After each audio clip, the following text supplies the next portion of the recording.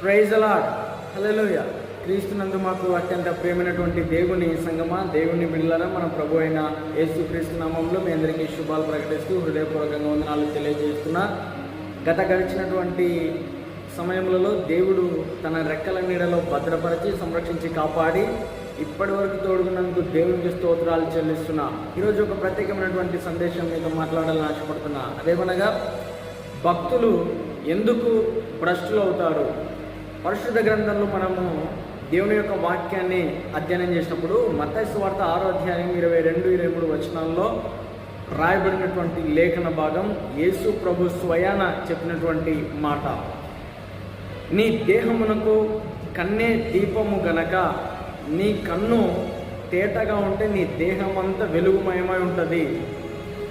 భక్తులు ఎందుకు భ్రష్టులు అవుతారు అని అంటే, చూపు విషయంలో, మనం చూసేటువంటి చూపు విషయంలో సరిగ్గా ఉంటే, మంచి పవిత్రమైనటువంటి చూపు చూసేటువంటి వారంగా ఉంటే మనం భ్రష్టులం అయ్యేటువంటి అవకాశం లేదు.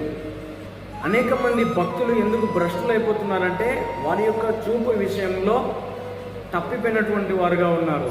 యేసు ప్రభు చెప్పినాడు కదా, ఒక స్త్రీని మోహపు చూపుతో చూసిన వాడు అప్పుడే తన హృదయంలో వ్యభిచారం చేసిన వాడితో సమానం.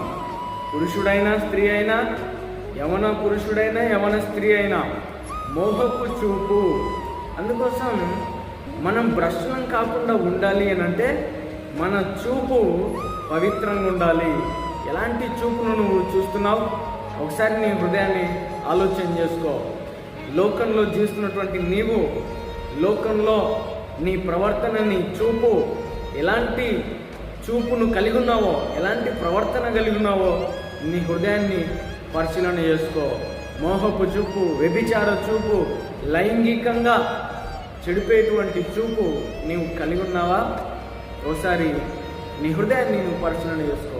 అలాంటి చూపు నీలో ఉంటే నీవు భక్తి విషయంలో భ్రష్టుడు అయిపోతావు, భక్తి విషయంలో నువ్వు చెడిపోతావు. కాబట్టి మనమందరం మన దేహమునకు దీపం కన్నే కాబట్టి మన కంటిని పవిత్రంగా కాపాడుకుందాం. Praise the lord.